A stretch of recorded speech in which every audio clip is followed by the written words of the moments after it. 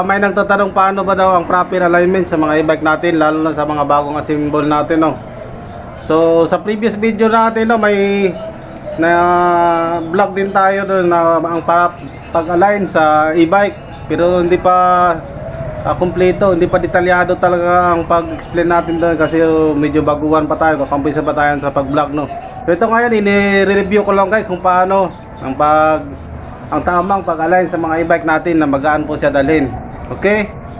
Ito ngayon, may e-bike tayo dito na bagong assemble natin sa harap natin. So ikutin lang natin tong camera.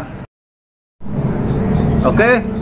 Ito yung camera na, ito yung e-bike na sinasabi ko. Yan. Totally hindi siya totally bago. So binili natin siya ng mura, tapos ni-repair na natin. Pinotol na natin yung dito sa taas. Tapos ginaya na natin yung tamang design, no, sa mga e-bike dito. Okay, yan, lagyan natin ng bago ito bago natin ito kinabit. Okay, paano nga bang pag-align? Okay, unang-una dapat mayroon tayo nito, itong angle bar na ito. Yan. Tapos dito sa kabila mayroon tayong tubo na 2 inches, kahit 2 inch man lang ito. Okay, ang second tips natin ganito, dapat ihi to ihi. Ano ba yung sinasabi na ihi to ihi? Yung axle nito sa huli. Ayan, nakita nyo dito sa dynamo may axle tayo dyan. Ibig sabihin nito dynamo, ang axle nito, ito yung axle. So nakakabit siya dito. Tingnan nyo dyan. Dapat diretso siya sa kabila, sa side wheel na ihi.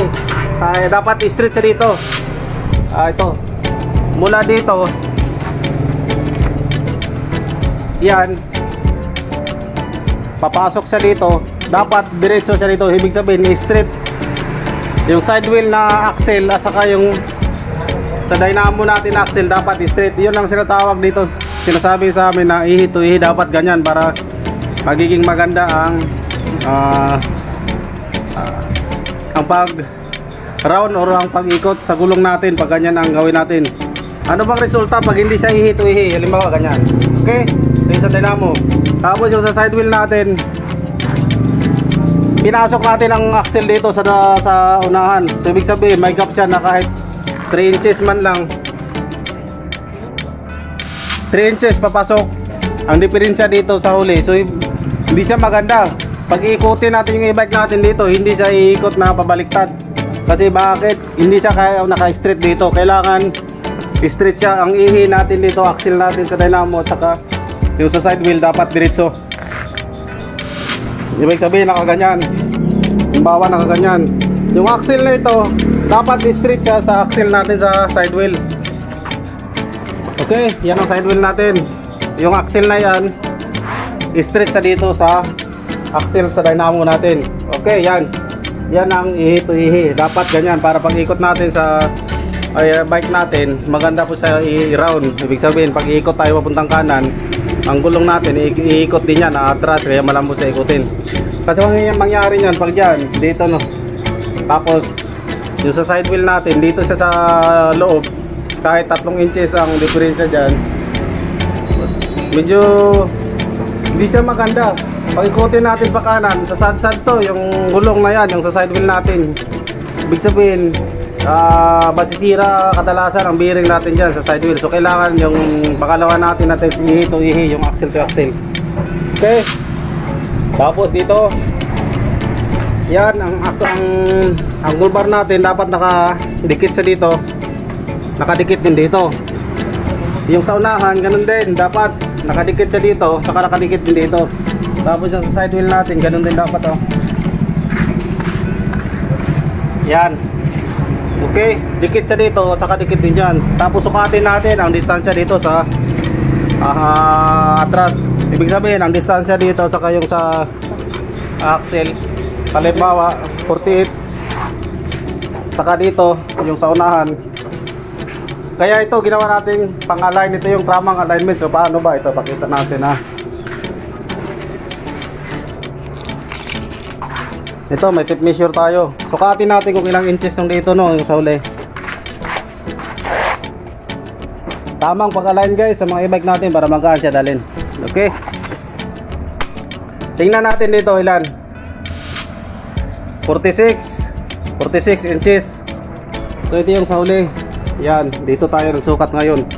Kailangan yung sa harap ganito rin, 46 inches.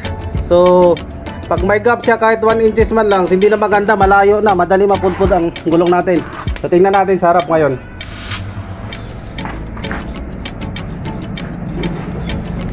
Yan, di ba? Parehas 46 inches din. So ibig sabihin ito, magandang alignment dito, 0-0. Magaan siya dali, madagaan siya, matipid tayo sa gulong pag ganito yung sit up sa mga e-bike natin, no. 46 inches yung sa harapan natin yung sit up, saka yung huli ganun din. Palibago. So binili natin siya ng mura, tapos ni-repair na natin. Pinotol na natin yung dito sa taas. Tapos ginaya na natin yung tamang design, no, sa mga e-bike dito. Okay, yan, lagyan natin ng bago ito bago natin ito kinabit. Okay, paano nga bang pag-align? Okay, unang-una dapat mayroon tayo nito, itong angle bar na ito. Yan. Tapos dito sa kabila mayroon tayong tubo na 2 inches, kahit 2 inch man lang ito. Okay, ang second tips natin ganito, dapat ihi to ihi. Ano ba yung sinasabi na ihi to ihi? Yung axle nito sa huli. Yan, nakita nyo dito sa dynamo may axle tayo dyan. Ibig sabihin ito dynamo, ang axle nito, ito yung axle. So nakakabit siya dito. Tingnan nyo dyan. Dapat diretso siya sa kabila, sa side wheel na ihi. Dapat straight siya dito. Ito. Mula dito. Yan. Papasok siya dito. Dapat diretso siya dito, ibig sabihin straight yung side wheel na axle at saka yung sa dynamo natin axle dapat straight. Yun ang sinatawag dito, sinasabi sa amin na ihi to ihi, dapat ganyan para magiging maganda ang pag round or ang pag-ikot sa gulong natin pag ganyan ang gawin natin. Ano bang resulta pag hindi siya ihi to ihi? Halimbawa ganyan. Okay? Yung sa dynamo. Tapos yung sa side wheel natin, pinasok natin ang axle dito sa unahan. So ibig sabihin may gap siya na kahit 3 inches man lang. 3 inches papasok.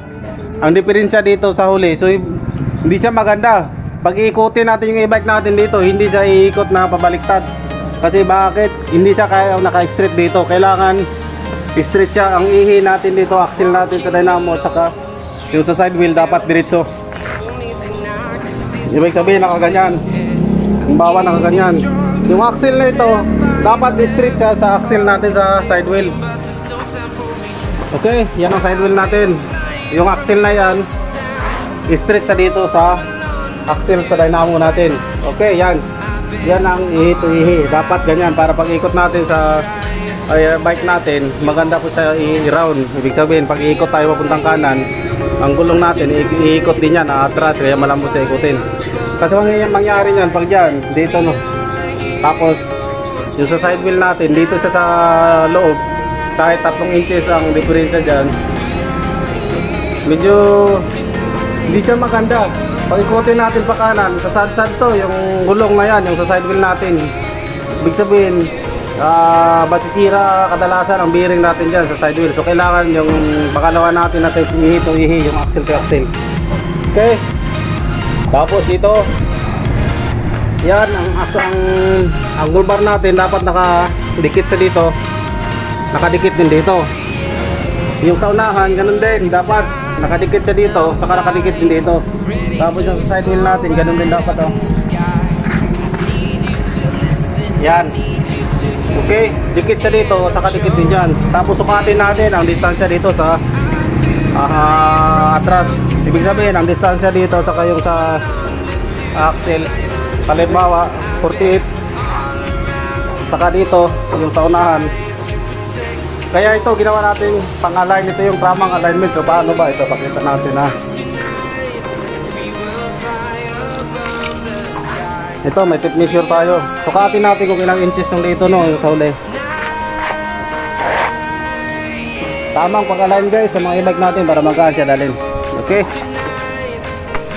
Tingnan natin dito ilan. 46 inches. So ito yung sa huli. Yan, dito tayo nagsukat ngayon. Kailangan yung sa harap ganito rin, 46 inches. So pag may gap siya kahit 1 inches man lang, hindi na maganda, malayo na, madali mapulpul ang gulong natin. So tingnan natin sa harap ngayon.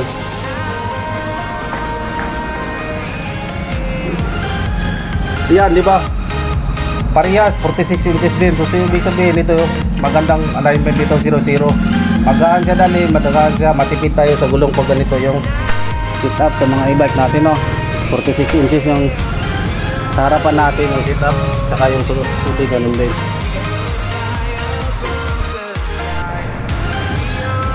Okay, so tingnan natin dito. Yan, dito sa side wheel. Layuan na natin kunti para medyo maliwanag, no? Yan. Okay, dito na tayo sa side wheel. Tingnan nyo, yan. Nakadikit siya dito. Ito yung tubo natin. Okay.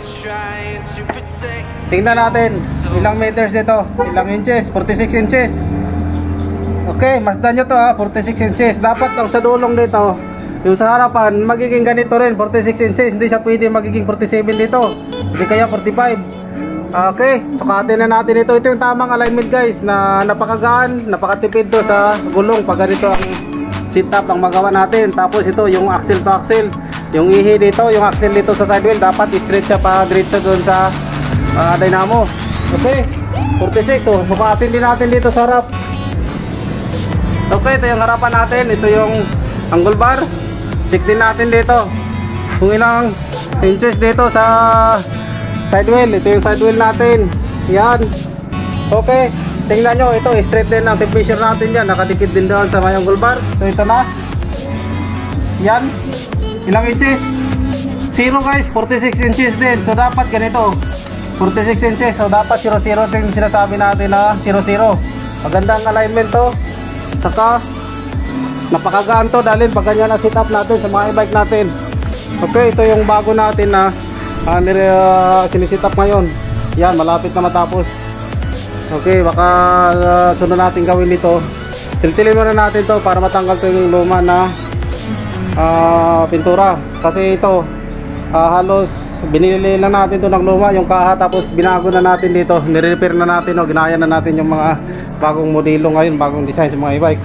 Okay, yan, dapat flat na flat. So ito napakaganto. So ano bang advantage dito? Yung sinasabi ko palagi, yung axle to axle, axle dito sa dynamo at saka axle dun sa may side wheel. So ito ang sample natin guys.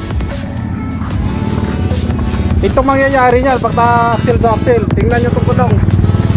Okay, tingnan nyo ang direction sa gulong natin. Pag ikutin natin ito pag ganyan, ang gulong natin sa side wheel, tingnan nyo, iikot din yan. Yan. Okay, pag abante natin ito, iikot din yan. So ibig sabihin, pag itulak natin to pa round, yung gulong natin dito iikot din pa kanan. So yan ang kagandahan sa axle to axle. Halimbawa paano pag hindi siya axle to axle, hindi yan naka-straight dito, yung ito, yung axle dito sa dynamo tsaka yung sa side wheel, ang nangyari nyan, okay, itong e-bike natin, pag i-post natin pa ganyan, patras, yan, hindi yan iikot yung gulong. Okay, sa sad-sad dyan dito, masisira ang bearing dito.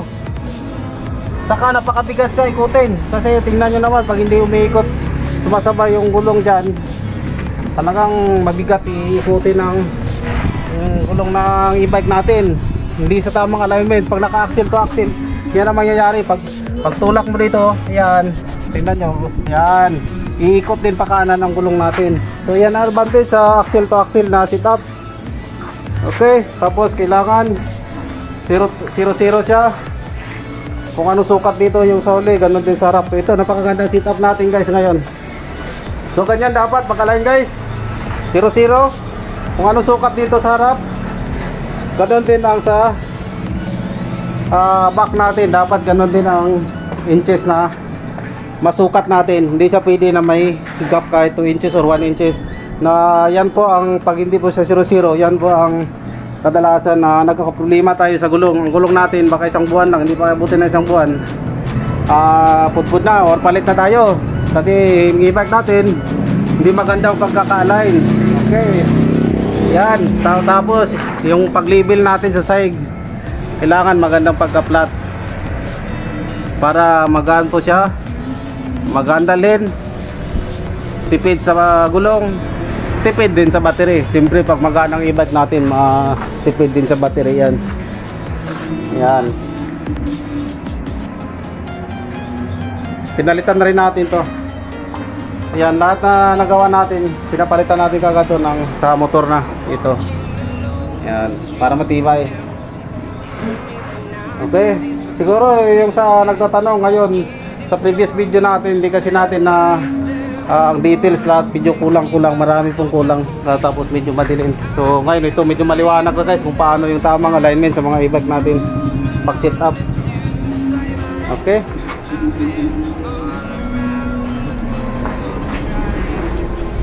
Bossing. Oh.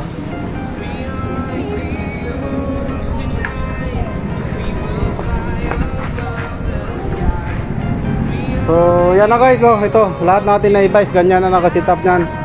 Halos axle to axle yung tinatawag sa amin dito, ihi to ihi. Yun to lahat. Para yung gulong natin matagal tayo makakapalit. Baka ito dito sa akin mayroong dito 6 months, yung dito sa huli 5 months bago tayo makakapalit, no. Yun nga ang sinusunod natin dito. Okay, patapos na to guys. Yan. Bali ginamit natin dito schedule 20 at saka schedule 40, no. Yung tubo na ginamit natin ito saka 1/2 ang size. Yan. Okay, so binago na rin natin dito. Kinatingnan natin yung dito para sa upuan to, no. Yan, tapos naglagay na tayo dito ng side. Almost binago na natin, may minodify na tayo dito, no. Yan, para matibay. Tapos gumawa tayo ng butterfly dyan, pa ganyan. Okay, tapos kailangan may label din tayo sa yung pagtayo nito sa harakal mismo. Kailangan hindi siya nakatagilid, naka-straight yung gulong, naka-straight yung harakal. Okay, ito lang muna guys, no. Sana nga sa may nagtatanong na hindi daw paano daw ang tamang alignment sa mga e-bike para magaan dalhin, magaan matipid sa maintenance, lalo na sa gulong. Okay, ito lang guys, gayahin nyo. Yan, kita-kita nyo naman yan dyan, 46. Sa harap tayo, 46 inches. Tignan nyo, ito yung sukat natin, 46 inches dyan. Makadikit tayo yan sa kabila. Yan, yan ang angle bar natin. Tapos dito, yung sa unahan nyo, no. Tapos dito, lipat na natin to dito ulit sa ulit. So kailangan makuha natin 46 inches din para sukat sila, parehas na parehas ang alignment natin. So ito, perfect guys. Yan, 0-0. 46 inches din. So yan lang. Magandang pakadikit natin dyan. Okay. Yan din sa kabila. So ito sigurado magkaanto dalhin, matipid ito sa gulong. Pero hanggang sa sunod na video ulit guys, no? Maraming salamat ulit sa mga subscriber natin dyan, sa mga viewer natin. Thank you ulit guys sa inyo.